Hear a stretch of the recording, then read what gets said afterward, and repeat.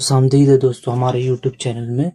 तो आज foot volume college के जिन शायरों के बारे में पढ़ेंगे उनमें सबसे पहला नाम या मोहतरमीन के लिए और इनकी खिदमत में सबसे पहला नाम आता है मीर अमन दहलवी का। मीर अमन दहलवी का नाम मीर अमान था। दिल्ली के रहने वाले थे और लطف तखल्लुस करते थे। इनके अबा व अजदाद हमारे के दौर से मुगलिया सल्तनत में खिदमत अंजाम दे रहे थे। दरबार से वाबस्ता रहते हुए उन्होंने वज़ाइफ और जागीरें हासिल की, लेकिन जब दिल्ली में तबाही आई और अहमद शाह अब्दाली के हमले में औरों के साथ इनका घर भी ताराज हो गया, सूरज मिल जाट ने इनकी जागीर पर कब्जा कर लिया तो उन्होंने अजीमाबाद का रुख किया, जहां एक मुद्दत गुजारने के बाद 1798-99 में कलकत्ता पहुंचे, जहां नवाब दिलावर जंग बहादुर के छोटे भाई मीर मोहम्मद कासिम खां के अतालिक बने। इसी ज़माने में फतेहपुर कॉलेज में मुंशियों की ज़रूरत थी। 1801 में बहादुर और अली हुसैनी की सिफारिश पर फोर्ट विलियम कॉलेज से मसरूक हुए। मीर अमन के बारे में बहुत ज़्यादा तफसीलात नहीं मिलती है। इनके बारे में जो भी मालूमात दरियाफ्त हुई है उसका मागज़ बागो बहार का दबोचा है। कुछ तज़किरा नवीसों ने इनका नाम अमान बताया और अमन तखल्लुस बताया, जो कि अब काबिल कबूल नहीं है। 5 साल तक कॉलेज वाबस्ता रहने के बाद में ज़ईफ़ी के सबब 4 जून 1806 ईस्वी में दिल्ली कॉलेज की खिदमत से सबकदोश हुए। मीर अमन ने फिट विलियम कॉलेज में 2 किताबें लिखी, लेकिन बागो बहार के हिस्से में जो शोहरत आई इसकी बराबरी गंज खूबी न कर सकी। गंज खूबी मीर अमन की तख्लीक नहीं बल्कि मुल्ला हुसैन वाज कासफी की फारसी किताब अखलाकी महसिनीन का उर्दू तर्जुमा, जो उन्होंने 1802 ईस्वी में मुकम्मल की। राम बाबू सक्सेना ने अपनी किताब तारीख़ अदम उर्दू में ये मामूलात बहम पहुंचाई है कि इस किताब पर मीर अमन को 400 रुपये इनाम भी मिला था। चूँकि फोर्ट विलियम कॉलेज में गिलक्रिस्ट की कोशिशों से जो किताबें तर्जुमा की गई, इनमें सबसे ज़्यादा शोहरत बागो बहार के हिस्से में आई, लिहाजा ज़रूरत मालूम होता है कि इस दास्तान पर एक सरसरी नज़र डाली जाए ताकि इसकी वजह तशहीर दरियाफ्त की जा सके। बागो बहार की मकबूलियत की सबसे बड़ी वजह इसका सलीस और सादा उसलूब है। इसकी नसर में ताजगी, तवानाई और दिलकशी है। इबारत में वो सादगी और रवानी है कि पढ़ते हुए किसी तरह की एकताहट का एहसास नहीं होता। मीर अमन को ज़बान दिल्ली पर कुदरत हासिल था, लिहाजा जुज़ियात निगारी और वाक़ई निगारी का फ़न इन्हें खूब आता है। इनके उसलूब की मकबूलियत का अंदाज़ा इस बात से लगाया जा सकता है कि इससे कबल मीर अता हुसैन खां तहसीन इस दास्तान को नो तरज़ मारशा के नाम से रंगीन इबारत में तर्जुमा कर चुके थे। कहा जाता है कि इसका असल किस्सा फारसी में था, जिसकी तसनीफ का सहारा तूती हिंद अमीर खुसरो के सर था। बरहान के मुर्शिद हजरत निजामुद्दीन औलिया के अदालत के दौरान ये किस्सा सुनाया, और जब गुस्ल सेहत तमाम हो चुका तो आपने दुआओं के जो कोई भी इस किस्से को सुनेगा वो बीमार से निजाहत पाएगा। फारसी में इस किस्से की मकबूलियत के सबब तहसीन ने इसे पेजो बहार रंगीन ज़बां हिंदी में लिखा। नो तर्ज़ मुआरसा के ज़रिए ये मुज़ाकरा हुआ कि इसको लिखते हुए तहसीन के सामने ग़ालिबन कोई नुस्खा नहीं था, बल्कि उन्होंने कश्ती में एक अज़ीज़ के मुँह से दास्तान सुनी, इसको अपनी कलम से कताहत पर रकम कर दिया। लेकिन उर्फ़ आम में इस किस्से की मकबूलियत का वही हाल था जो फजली करबल कथा से कबल मिल्ला हुसैन वास कासफी की रजुल शहुदा का था। वहाँ लोग इसको सन कर नाला ना कर पाते और यहाँ इस दास्तान के इबारत रंगीन होने से मुकम्मल तौर पर लुत्फ़ नहीं ले पाते थे। फोर्ट विलियम कॉलेज में नौ अमरोज़ अंग्रेज़ों को उर्दू पढ़ाने के लिए ज़रूरी था कि इबारत साफ़ और सादा हो, लिहाजा गिलक्रिस्ट ने इसकी जिम्मेदारी मीर अमन के सुपुर्द की कि इस किताब को ये ज़बान दिल्ली तर्जुमा करे। मीर अमन एक अच्छे नसर निगार के साथ बेहतरीन मुतरज्जिम भी थे, लिहाजा गुंज खूबी अपने मौजू के बास लोगों को अपनी तरफ मतवज्जह न करती हुई हो, लेकिन इसका بھی ترجمہ کرتے ہوئے میر امن نے جدید سے کام لیا اور لفظی ترجمہ نگاری کے بجائے ہزار ترجمہ کو توجہ دی۔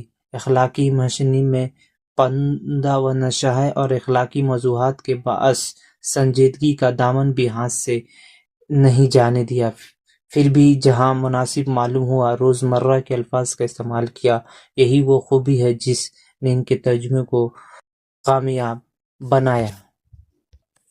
دوسرے شاعر جو ہیں وہ سید حیدر بخش حیدری۔ اگر فورٹ ولیم کالج میں کتب کی تعداد کے اعتبار سے کسی مصنف کی عظمت کا اندازہ لگایا جائے تو حیدر بخش حیدری کا نام سرفہرست ہوگا۔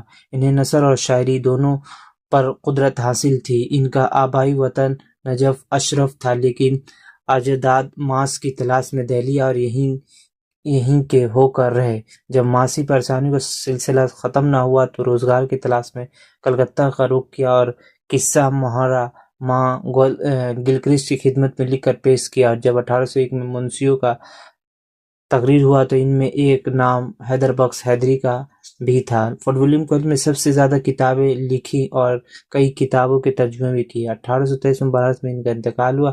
حیدر بخش حیدری کی کئی کتابیں تھیں جن میں قصہ مہر و ماں، قصہ لیلا مجنوں کی، حضرت امیر خسرو کی فارسی مثنوی کا ترجمہ ہے۔ طوطا کہانی یہ سنسکرت زبان کی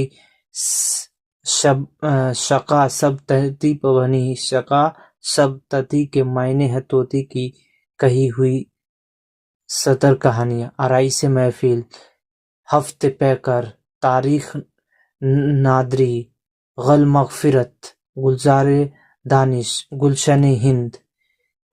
ان کی سب سے پہلی تصنیف قصہ ہے مہر و ماں 1799 جس میں خادر شاہ کے بیٹے اور شہزادی ماں کی عاشقانہ داستان بیان کی گئی ہے۔ قصہ اسی نام کی ایک فارسی کتاب کا ترجمہ ہے۔ اس کی بنیاد پر حیدری کو نوکری تو مل گئی لیکن یہ کتاب شائع نہ ہو سکی۔ دوسری کتاب قصہ لیلا مجنوں ہے جو 1801 میں مکمل ہوئی۔ اس قصے کو شاہ عالم کے عہد میں یاسین شاہ جہاں آبادی نے ہندی میں اس کو نظم کیا اور پھر گلکرسٹ کی فرمائش پر حیدری نے اسے نثر جمع پہنایا۔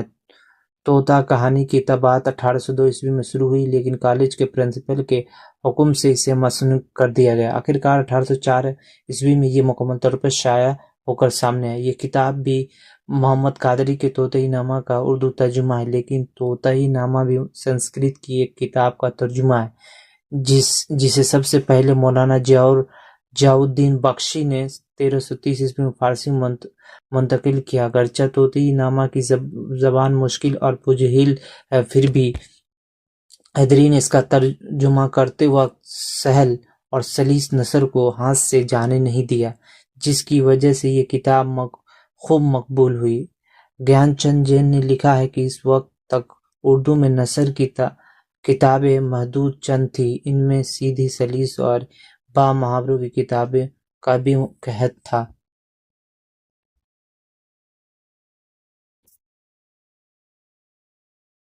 حیدری کی دوسری مشہور کتاب رائش محفل 1803 میں شائع ہوا۔ اس میں حاتم طائی کے متعلق قصوں کو مربوط اور مسلسل بیان کیا گیا۔ اس قصے کی اصل فارسی ہے جسے گلکرسٹ کے کہنے پر ترجمہ کیا گیا۔ حیدری نے اس قصے میں متعدد دفعہ تبدیلی کر کے قصے کو توڑ دیا اور اس اعتبار سے ترجمے سے زیادہ ان کی تالیف معلوم ہوتی ہے۔ یہ باغ و بہار کے بعد سب سے مقبول داستان تھی۔